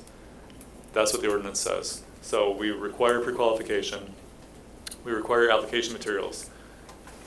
Those we're trying to figure out, because we want certain things to be non-foilable, and so we're trying to figure out how to keep that protection. If we can't get it, we won't require it. Because we know that there's sensitive information there, and we don't want if we don't want to have somebody FOIA stuff about you if it's sensitive. So we're figuring that out, but we totally recognize that. Yeah, the Lara requires a facility plan and a security plan. I don't think we intend to post that. It's really going to be focused on I mean, again, like especially, again, if it's sensitive information, we're gonna respect that. And we're figuring out what our boundaries are, what we can keep protect and what we can't. If you have applied for your license, if you're doing a renewal application, or you're changing, I don't know actually when we require the application materials.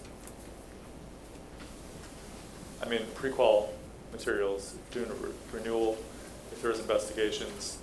I could see this if you were expanding your property, because a special land use is for a certain amount on property. And if you were to expand your grow operation, for example, up to a certain point, we can do that by administratively. 20%, a 20% increase, up to 20% by ordinance, we can do administratively. Over 20% would require a return to the Planning Commission under special land use approval.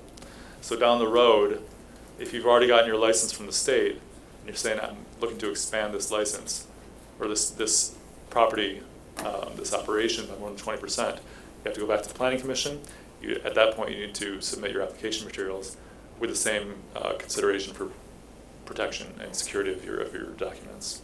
Are you referring to construction, expanding the building? Like Yes. So, am I referring to construction? It would be actually expanding the size of the operation, right? So physically expanding the size.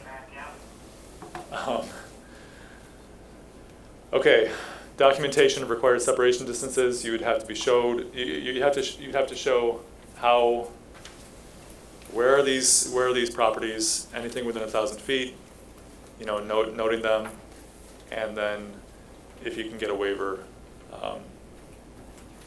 evidence of that. And we've discussed the waivers in a little bit. Yes. Just to make sure that, like, say for example, like a church gives you a waiver, they give it to you, or like is it something you gotta give to the city and based on it? Like, what do you get the waiver? The waiver would be from so where is the waiver from? In the case of a public park or playground, it's from the city. It's a resolution by the city commission. In the case of a substance use disorder program or a religious institution, it's from that group. Okay. It would be a notarized statement. Saying that, yeah, I give consent. This won't have detrimental impacts, and yeah, a letter, and if there's any consideration, and you would include that in your document. Andrew, you're gonna Let me add just on to note, that? because I've heard from others, that waiver is not for that park. You can't get a waiver for one park that includes all the parcels around it. You have to get a waiver for each parcel. So if you have 5 applications going within 1,000 feet of the same park, you need 5 different waivers for each of those properties. So if you couldn't hear that, if you couldn't hear it online, she's just saying that if you have multiple applications, you would need a waiver, need a waiver from the same property. You would need a waiver for each one of those applications. Is there a question in the back? No, just scratching your head. Okay. Oh, okay. That's fine. So real quick, online, I see I'd like to get a copy of that one sheet, GR guidelines. We don't have that yet. You require the state to approve pre-qualification. Can we just submit the... Yeah, we have to actually have your pre-qual approved by the state. You have to be pre-qualified in order to apply. You can't just say, I have submitted the paperwork and here's the paperwork, but I'm not pre-qualified yet. So. Not considering changing that. If the ordinance changes, but as it is, I mean, that's what the ordinance has right now.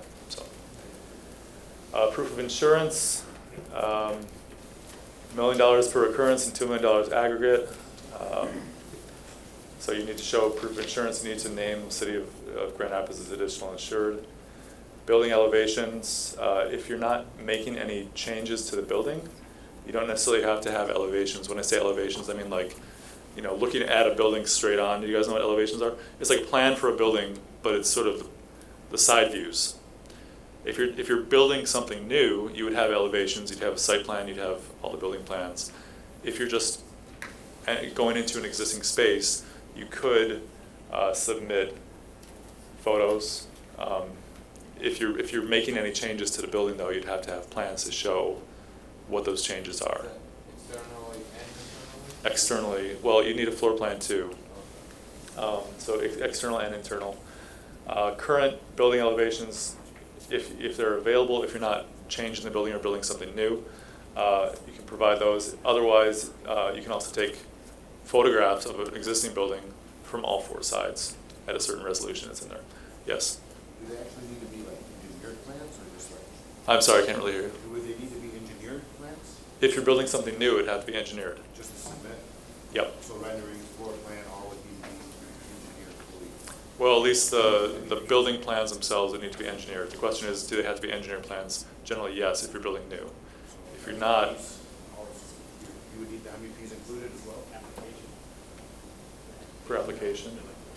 I mean, we don't necessarily have to be. Electrical, plumbing, or all? No. We wouldn't need all those different plans. You would need that for permitting.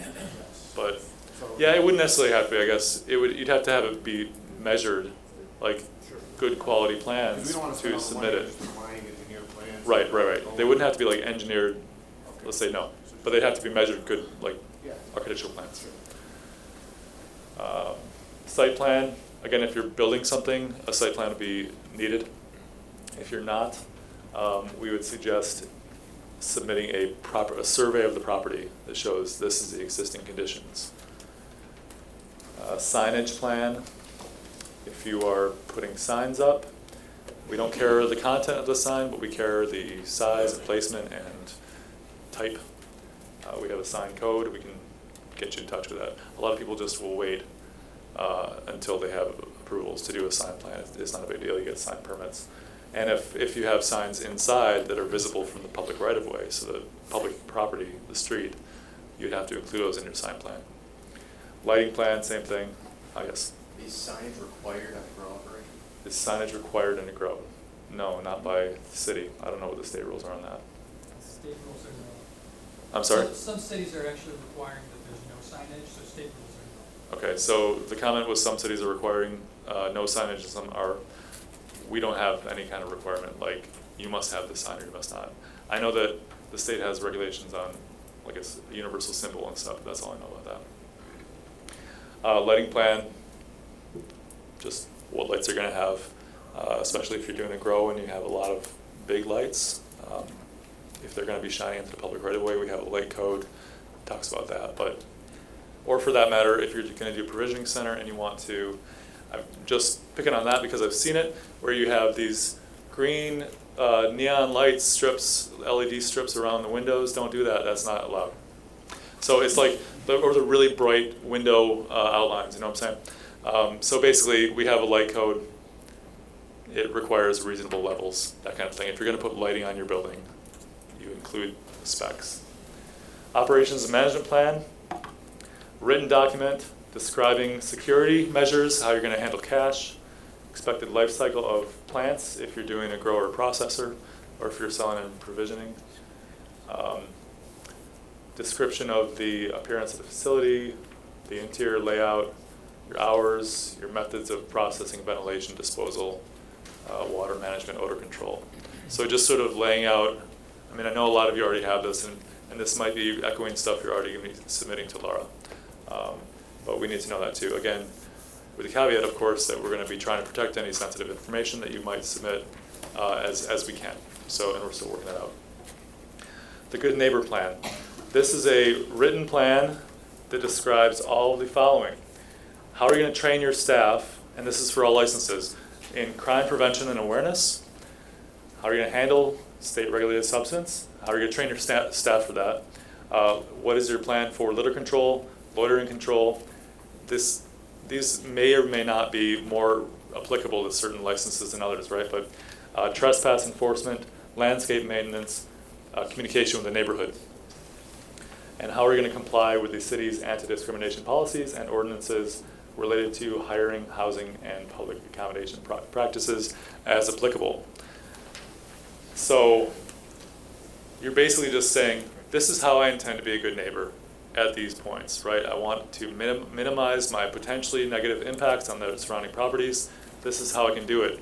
You have to do this working with the neighborhood. So you have to have a neighborhood meeting or show that you've really tried in good faith to meet with the neighbors. We have some recognized organizations. There are some areas of town where we don't. Sometimes there are nonprofits that will work in some areas. We can help you find those. And we also have the data point in the guide about how to find these organizations. that you've also met with planning department staff and adjacent property owners. We suggest starting this soon. You don't have to do this after November 1st, but getting in contact with neighbors sooner than later, right? Because it always works out better for you as an applicant, let's just put it that way.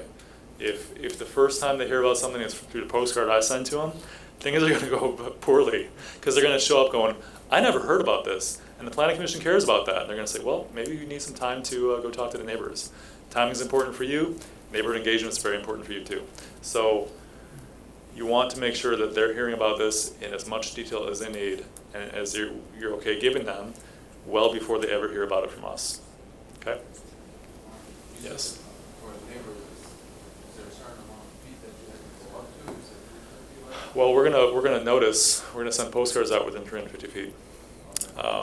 You probably won't have too many neighbors because of where you're gonna locate in the residential buffers, but sometimes you might have them behind you, and so they're gonna get the postcards. So we can give you those mailing lists, we can help. And I'm sorry for those online, he was asking, which neighbors do we need to contact? So we can help you out with that as far as who we're gonna mail, because if they hear about it from you, it's better. Yes, sir. So how about my neighbors, like, I'm totally against this, Yeah. I don't want If the neighbors are totally against it, the neighbors don't approve or deny your request. The planning commission does. So the neighbors can send letters, they can show up in public hearing, they can express their opinions. The planning commission doesn't have to and often doesn't, doesn't always agree with the neighbors. They're looking at the standards in the special land use. And if you meet the standards and they feel like, yeah, you're gonna be good, your impact is less, even if there's a neighbor here, if a neighbor comes up and says, this is why they're not meeting this standard, and the planning commission agrees, that's trouble. If they just say, I don't like that person, it doesn't hold any water, so wait. So the neighbors, getting the neighbors on your side, or at least giving them information, always helps. Neighbors can feel better about a project after they hear about it, after they learn about it. Hold a neighborhood meeting, like I said, you're gonna have to do this anyways for your good neighbor plan. So a lot of times people who can start out against it can end up being okay with it after they understand the scope and your operations and what you're doing. Okay, so then you would need to include information about the meeting that you had. When was it, where was it, who showed up. We'll typically not include phone numbers. We'll redact those from the sign-in sheet, but you actually need to submit that. So, and this is all in the checklist. Yes, sir. Question is this supposed to be done before November 1st application? It needs to be a draft. Okay. You could at least. Sorry, I interrupted. Go ahead. Are we supposed to engage the neighborhood prior to the application? That's what I'm asking. Yes. So, does this need to be done, or do you need to engage the neighborhood prior to the application? Yes. Yes, you do. The good neighbor plan doesn't necessarily have to be done. I would suggest that you'll be able to if you meet with the neighborhood and say, let's go through these. What works best for you guys? But this is going to take time, right? And so budget yourself some time to, especially these last few documents. The good neighbor plan is going to take time and effort reaching out to the neighborhood. Now, if there are people that say, no, not going to meet with you, not going to happen. You just got to show, you got to still put together a good neighbor plan and show us that you tried, right? The planning commission gets that and says, okay, they're really making an effort, that's okay. But typically people will meet with you, but you want to do that before you apply. The good neighbor plan doesn't have to be done. You can say, here's our draft. We can still have some, and that's the thing too. Identification of any components of the plan which were, you say, yeah, we all agreed, or this was still unresolved, we're still working on this. We got some discussions to have with the neighbors still. That's okay, but at least you've met with the neighbors, you're starting to work on this, you're starting to address as much as you can. That's required. Does that answer your question? Yes. Okay.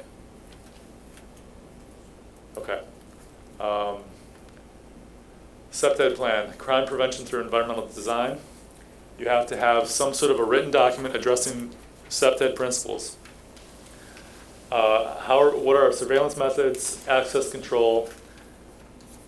Basically, you want to talk to the police department about this and say, we know that we can design our property, or we can set up lights in the right spots, or we can have windows in the right places, or whatever this might be, that will minimize or reduce the potential for crime. Police can help you with this. So you want to meet with the police as well. Because you're going to also need to get a written statement from them saying, yep, I reviewed a SEPTED plan, we worked with them on it, and I approve this. So it doesn't have to be this huge plan, but it's important. So you're going to have to be in contact with the cops and have them sign it, write a statement saying that, yeah, we have a plan. And they'll do this. This happens a lot.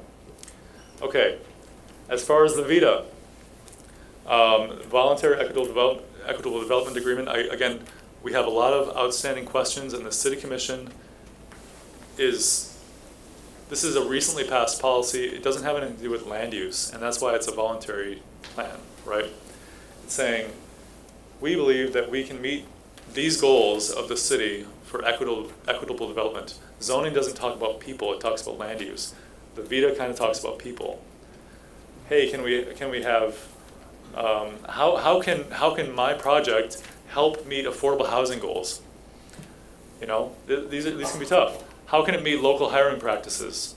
What are job training opportunities? How can I advance my local neighborhood plan? You're going to learn about a lot of this stuff when you meet with the neighborhood. So we can't require this. We don't know exactly what the city commission is going to do with the VITA. They can't require it either, but we can incentivize it. And so I believe what's going to happen is that it's going to affect your place in line. Yes? So is Grand Rapids doing like a point system, or? We'll get to that. So, so you're going to make the VITA in partnership with a neighborhood organization, and you'd have to have some sort of signature from the organization saying, yeah, we worked on this. The VITA, the Good Neighbor Plan, and the SEPTED Plan, and Operations Management Plan, a lot of this stuff is going to take time. Give yourself time to put this stuff together, right? And again, fully realizing that you want to get through this process as fast as possible. Still, it's going to take time to get all these things put together. So that's the application. I'm going to get on to the selection process and the system for selecting all that stuff and review right now. But before I move on from this application, and again, it's 2:30, so I want to keep moving. Any more questions about the application? Okay, let's pull up the presentation again. Receiving, review, and acceptance. All right. For applications, the first time we can receive applications is on the 1st of November. Applications that we receive on the 1st are going to be selected by a lottery, or are going to be put in order by a lottery, and I'll explain that in some detail in the next slide. From the 2nd onwards is first come, first served, with a tweak. So we're only going to be holding one lottery, and that's just for applications within the first day. We've heard from other places that they can have a ton of applications.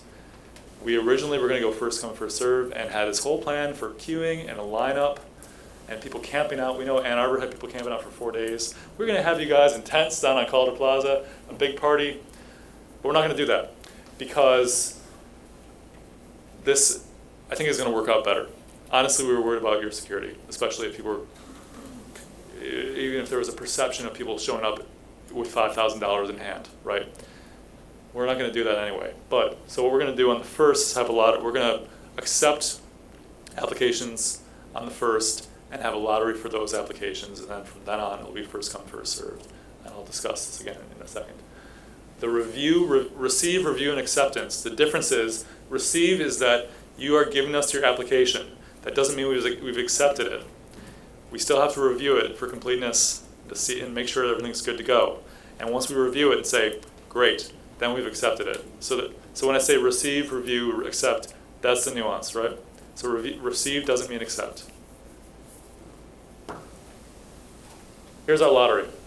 Yes. So this is only for applications received on, and I'm using pool balls, whatever, it's a nice little illustration. So only on the 1st of November, which was Thursday, we're gonna get in some applications. I don't know how many, especially with the pre-qual requirement. It could be 2, it could be 40. I don't know, so we just want to plan for whatever we might get. Let's say we get 9, and they show up in this order, 1 through 9. On the 2nd, we're gonna do a lottery. So we do a draw, and it's just as random. And we'll have somebody who's super, like, completely disinterested in the whole process, you know. It'll be fair, but it'll be a lottery. It'll be actual lottery. Boom. Okay, we just picked number 5. Great. 5, 7, 9, 1. So the order here doesn't matter, right? But this is the order it was drawn. So then we have an order that could be the order we take it to Planning Commission, but now we have to review it. So now staff goes through and reviews all these different applications. So there's still no same order, but we found that 5 is incomplete. We found 7 is complete, 9 is incomplete, 1 is complete and has a vita. 4 is complete, 6 is complete, also has a vita. Now these are all examples, right? 8, incomplete, has a vita. 3 is complete, and 2 is complete with a vita. Remember vita, right? Okay. So what happens? We throw out the incomplete ones. I mean, and when I say throw out, it will tell you, but those will no longer be in the queue. Number 1 was the first complete one. This is what we think is going to happen because of the vita. We believe that the city commission is going to incentivize the vita this way. We don't know, but this is the best we know right now, is that the first one that was received and was complete with a vita happens to be ball number 1. That's at the front of the line. The next one that's complete, also with a vita, is number 6. You see it's past some of the ones that don't have vitas. So the complete ones are moving up, but the complete ones at the front of the line are moved up to ahead of the ones that don't have vitas. And the incomplete ones are returned, are considered not accepted. Does this make sense as far as the ladder goes? So again, this is only for the 1st of November. I see a question back here. Yep, so after ball number 1 is accepted, we have to stay 2,000 feet away from ball number 1 for further applications, right? Or if it was a provisioning center. So this is what for those initial received applications, this is what sets the order. When we get down to accept, that means now 162743 in that order will go to the Planning Commission. If one gets accepted by the plan, gets approved, then you go to the state for the application, and then 1 is pending, and if they get their license, yes, they establish. So ball 6 doesn't have to be away from ball 1, 2,000 feet or 1,000 feet buffer until it's actually a done deal with the state. So ball 6 doesn't have to be 2,000 feet, correct? Okay, so If it's a provisioning center. So, because we know that as applications come in, as these facilities get established, it changes the whole map, right? So yeah, the Planning Commission might accept something, might approve something, and then you go to the state, and if you get your license from the state, you got that parcel, and you got that separation distance. There's a question from Jay. So how are you handling the $5,000 application fee along with this process? At what Yes. point? Thank you. How are we handling the fee? Let me move on to that, actually, next slide. George, you had a question? Yes. Will the address and name of the companies be public after you accept them? Will I be able to know, like, oh, this guy's ahead of me, and he's also within 2,000 feet of me? Will I be able to? It'll be public. Will the address and name be public after acceptance? Yes. It will be public once it's put on the Planning Commission agenda. Our goal, I think, is to set up a mapping system similar to what Battle Creek had done, where we will be able to show which applications are in process and which applications have been complete. So we anticipate adding to the existing mapping system. Is that right in there? Yeah. So that you will be able to see which applications have been received, when they're scheduled, and follow that along. Way in the back? Yeah, with so you're saying that, follow up on a previous question, if one and like number one and number two were both accepted and completed on the ball, but number two got their license from the state first, would that negate then license one's application if they're in the process for, even though they were first by the planning commission, it would negate their planning commission acceptance? So the question is, even if the planning commission approves something in a certain order, does that, the state license is gonna be what says that? This gets back to the question of when are we considering a facility a facility? Okay. But yeah, and that plays the game of when does that trigger and then when does that 2000? That's why, that's an important enough question that we need to be able to think it through clearly so that you have it. I don't want to answer it today, because that's a big question. Okay, so the official answer is we don't know and we're working on it, right? Another But question is if you're, say, 1 and 6, ball 1 and 6 are 500 feet apart, but ball 6 didn't know what was ball 1's location, and he gets, are you refunding, if he's got property right next to it, are you refunding the application fee? How's that gonna work? I wonder if we can do that. He's completed, the deed is done, everything. So in other words, it's not been put on a planning, if you get accepted and you get on a planning commission agenda, and then you go, oh man, I had no idea. Can I just forget this and find a different facility, Yeah, right? so I know it's a race to state application, but let's say that state application, they won, you lost, but you're 500 feet apart.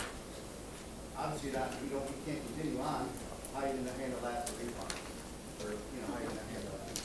Some of it goes back to what is facility to facility, fully answer your question. The other part is the current zoning policy would suggest that you would only get a zoning fee refund policy, you would only get a portion of your fee and it's incremental. And once you would issue a public hearing notice, you are no longer eligible to be reimbursed that fee. But that's a good question. We may want to mark that down to revisit that policy based on the complexities of having licenses and such. And that can go to the same question about like when do we know the name and address, right? Because if you know the address of an applicant in front of you, that might completely change your equation. You got Part B and you got everything done. You got all your facility pre-done and it's worked out. And you got all your security and it's ready to go. So you can beat them to that punch. If it's determined that a facility is a facility upon the issuance of a state license rather than the issuance of a special land use. Some of that. So we have some work to do on that. All the way in the back, I know you had your hand up. All right, quick question. I guess going back, if ball 2 and ball 1 are within 500 feet of each other and they both apply to the state grants them both licenses, not being associated with the city of Grand Rapids, but knows that they were both approved by the Grand Rapids Planning Commission, and they both get approved by the state, then they go back to Grand Rapids and say, oh, we're within 500 feet of each other. What's the recourse? I mean, I think we probably have to hear from attorneys. I can't speculate. I want to, but I won't. So if I'm building a site, I'm wasting my time pretty much if there's a guy next to me, because borrow's gonna have to wait until I'm actually done build before they give me my step 2 approval, even though I'm pre-qualified down. First one is because we want to sort of find an existing location and getting Part B done with all their security issues. I'm just telling you, that's why you're squeezing people out. Yeah. Is that anything we can comment on, Kristen? Because I plan on building a site, so that's gonna take, longer than someone who's just remodeling. Yeah. It's a good point. Well noted. And for those listening online, the question was basically, how does this affect if I'm building building something new versus going an existing building? That's something we have to work on. I mean, is that punishing me for, tapping into infrastructure and, creating more tax dollars? It's kind of discouraging, to say the very least. I hear you. All the way back? Okay. Question on your visas. Yeah. If somebody does the absolute minimum versus somebody that does a lot, is there a difference? So the question was, if I'm just doing the minimum for a VITA or something much better. That's hard to say right now because the City Commission hasn't really adjusted the VITA policy for this use, and we expect they will do that in September. I don't think that there's a way that you can necessarily do. I mean, my suspicion is that the minimum for a VITA will still be a pretty useful document. And a good neighborhood, a good document that will be useful. So I'm going to move on real quick. Applications that are not subject to the lottery. The lottery would take place on November 2nd, publicly, probably in here. For anything received after the 1st, it'll be a sort of similar review. We will take in applications on a day.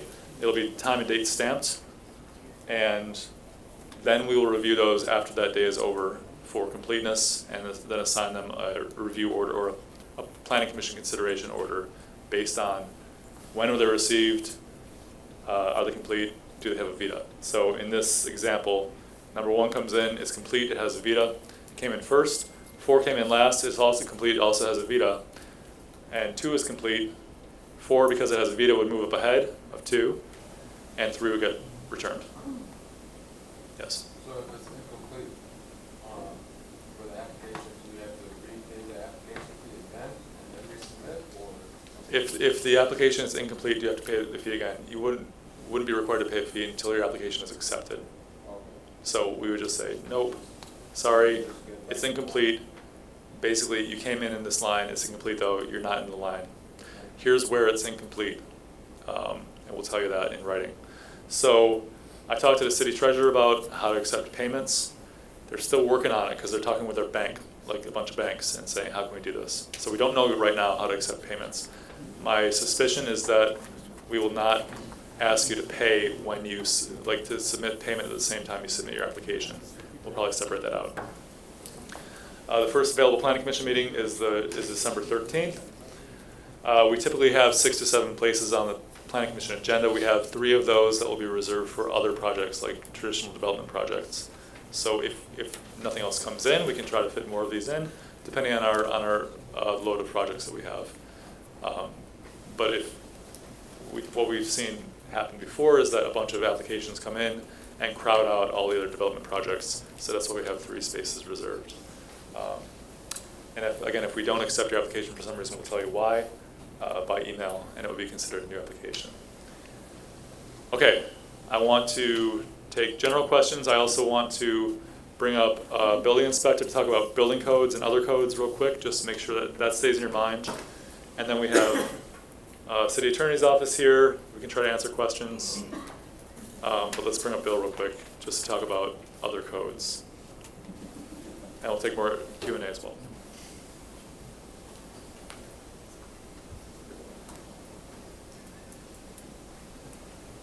This is Bill Hordyke. He's a building inspector for the city. So from the building inspection team, I'm actually a plans examiner for commercial projects within the city of Grand Rapids. Our role isn't going to come into this until after all of these applications have gone through, the process has gone through, before you begin starting to occupy your structure. Well, we're going to require a use and occupancy for that structure before you guys begin the operations in there. On the retail side of it, if it's strictly the provisioning center, as you guys would call it, the retail occupancy should be pretty easily, especially if it's existing as a retail occupancy. We have in place what we call a use and occupancy permit, which is no change to the current occupancy. Was retail, is going to be retail. That permit is a straight $200 fee. Basically, it gets our inspectors in there. We can look at and make sure that the existing situation, the existing building is safe for the proposed use, and sign off on it. Fire looks at it as well, signs off on it, and you get a use and occupancy for that application. It's probably going to be the minimum we're going to require for occupying the space, but that's kind of where we start from there. Moving on to the change of use, where you're going to be altering walls, moving partitions, setting up new operations. That's going to be a full building permit, and it's going to require detailed drawings from a design professional, architect, engineer, and common language on that for that building process, for what you plan to do to the building. One of the caveats that gets thrown at this is when you guys move beyond that provisioning, that retail type use for that. When we talk about the grow operations or the processing operations of how you're, or the, how you're gonna, your production and your final product in that, that can get a bit complicated. With those type of operations, it's definitely gonna be full-on, full mechanical, electrical, plumbing drawings for what you're doing. One of the things we're gonna ask of, especially on the production side, is what chemicals are you using in this process? What are you bringing into this, so that we can compare them against the fire code, the hazardous use codes for control areas, stuff like that. It gets really complicated when we talk about that, but hopefully that's something that you guys utilize a knowledgeable engineer on what those mechanical systems might be, what those separations might need to be. We're really gonna have to push it off on that. We legally can't design it for you. We just review what's brought to us, but that's just to make you aware of those type of things that are gonna be required before we can issue a use and occupancy for that. And again, that's gonna take place after you guys satisfy the planning requirements and get permission to utilize that location. But it's something to be aware of on the front end here so that you guys can be closer to that when you do get that final approval up and running and opening the doors. So basically just, there are other codes that you have to consider. Once you get your license, you know, you're changing your building, you have building codes, you're changing plumbing code, mechanical codes, electrical codes. Might be a good idea to find a design professional. And then, but that will be after the license and all this other process goes through. We just want to make sure you guys are keeping that in your minds, and if you have any questions today for Bill, we could try to address those. Yes. I don't know if this is too specific yet, but in the grows, are we going to allow CO2 burners for CO2, or are we going to have to use tank CO2? That has to be through the mechanical design. It is specific to that. There are regulations on CO2 and how much you can have, again, in a bottled situation, how much you can be producing in the situation. Ventilation is going to come into requirements of that. You're right, it is a pretty detailed question. That's that was the some of the question stuff about, that's... sorry, about CO2 burners versus in tanks. Versus tank, yeah. It is a regulated gas in the codes. You have to accommodate the space for that. But yeah, that's something for a design professional to say, we know we're going to have this much volume of that in there, or producing this much volume in there. You're talking about alarms and all that sort of stuff when you talk about carbon dioxide. Any other building code questions or code questions? Okay, thanks. Thank you. Any questions, Kristen? Or any other legal questions that we've Yes. yes, that we can or can't answer. I mean, ask the questions even if we can't answer them. We know what to work on, right? So, I know we've been getting some of those. Yes. It's an idea, like in a situation where, you know, both are approved with 500 feet apart. Yeah. Maybe the second applicant that didn't, you know, was the second one, give them 60 days or something to find another location or something like that. You know, in order to get through. So when you have two applications that have come in within each other's separation distance, you give, and somebody is awarded a license, you give the other person some sort of a leeway. Yeah, to be able to find another spot. Yeah. I mean, it helps for, you know, instead of trying to have a refund policy or something, you know, it's gonna help you Yeah. figure that out a little bit. So we'll work on that. That's a big question. Yes. Yeah, along the lines with that, it's gotta be before that, because if I go out and put $100,000 earnest money on a piece of property today, Yeah. and somebody has their pre-qual done before me, I'm out $100 grand. We gotta be able to verify that somehow before we go out and spend that kind of money. I mean, putting earnest money down on property is a tough decision, and it's on you ultimately. You know, it's like, I mean, you have a lot of risk. You have to have legal possession of the property in order to turn in your application, so you have to do that. Right. So, I don't know if we. what's that? I mean, if you have a purchase agreement or an option to buy, you'd have legal interest in the property. Right. If it's $100 grand earnest, I mean, that's going to be a negotiation between private parties. You know, and Right, no I don't know matter much. what the amount is, Yeah. you still, you have to, Well, it's not just, it's not just. What am I- that, what am I there's a lot of misstating? other things too that we're spending money on. yeah. So, Can you, Kristen, give me your mic? Assistant Planning Director, by the way. If you don't have legal control of the property to sign the application, the current owner, who does have control, can sign the application in order for the process to continue.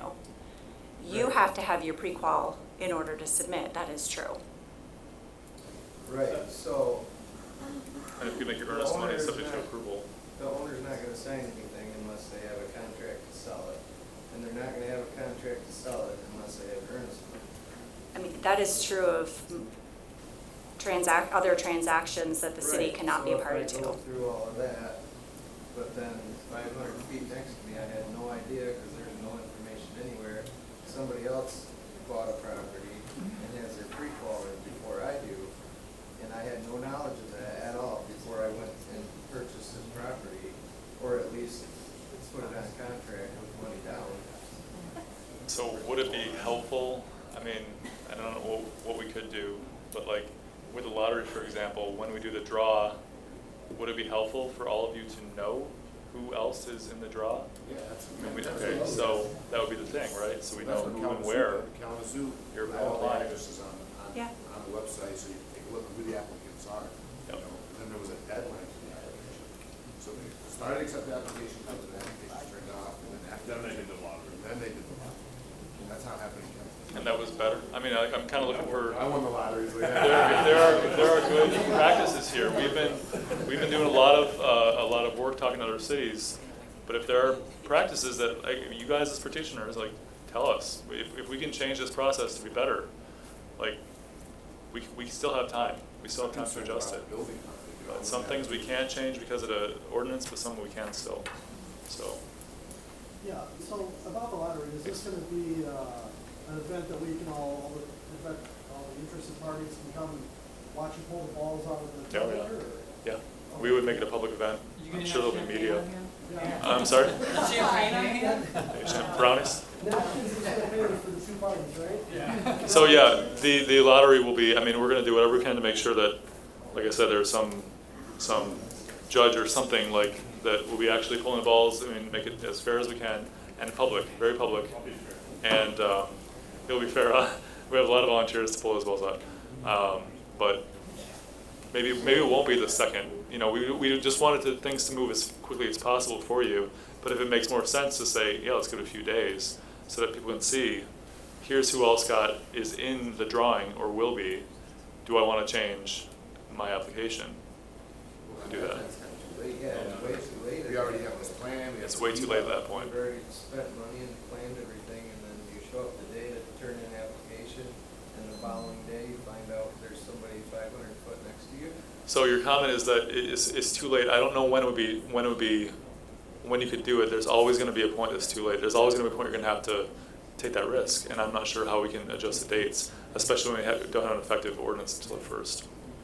If you went through the correct process with the deed, wouldn't you find that person just by doing your due diligence, by contacting the neighbors? Wouldn't that just? I think there would be some, yeah, I'm not sure how else we can go. You first. Okay, I've got a comment from the floor. Hello, I'm Matt Hoffman. For those of you that don't know me, now you do.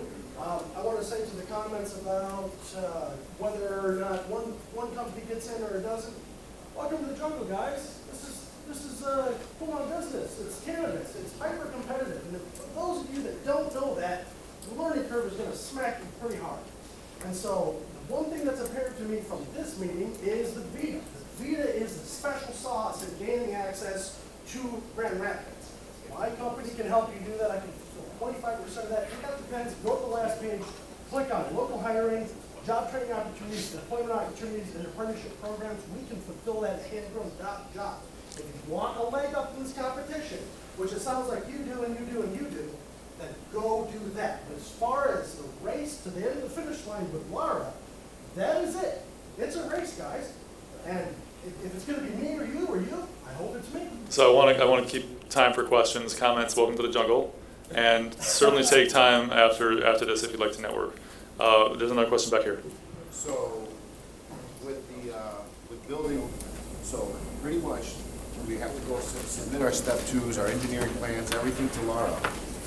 After they approve us, then we're gonna go back and say, sorry, Laura, we lost, somebody else was there. How is that gonna work, like, that's kind of. So how does it work as far as your plans for Laura? I mean, pre-qualification, local approval, application to Laura, right? I mean, that's gonna be the same anywhere. Step two is an inspection of your facility. Oh, I'm sorry. For all your security and everything else, it's gotta be up and ready to go for business, basically. Yeah, so the Michigan Department of Health walks through, the health, Laura has their own inspectors that come through, like building departments and stuff like that, they come through. Right. And how is that gonna work? Why, I'm over here, like, literally ready to go, computers, lights, camera, action. Everything's there except for, the actual product.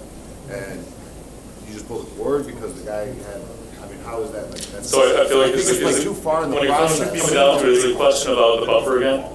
No, the Between question is, facilities? when is a facility, and that's a very I think important question. This is a very important question. When is a facility a facility? And Waiting that's, too long for it to determine a facility at that point, waiting for Laura to approve your step two, when, as practitioners, when should a facility be a facility? Once, yeah. Well, you guys issue a Pre-qual. So, I don't know how we can do that, especially. because they're not gonna So- deny you so- because you They're don't not have a floor plan, because how can you get denied if you're already approved because of a floor plan?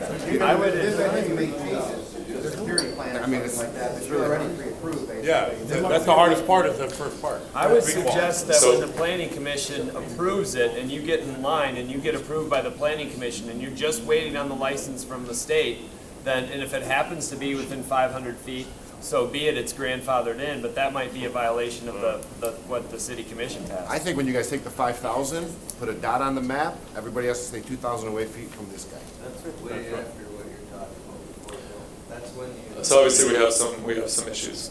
I mean, So, we like, need right to now, figure I out go the turn my facility as a application facility on question November ASAP. second. have a pre-qual determinative. Yeah. Yeah, I have a pre-qual determinative, so, Put the dot on the map.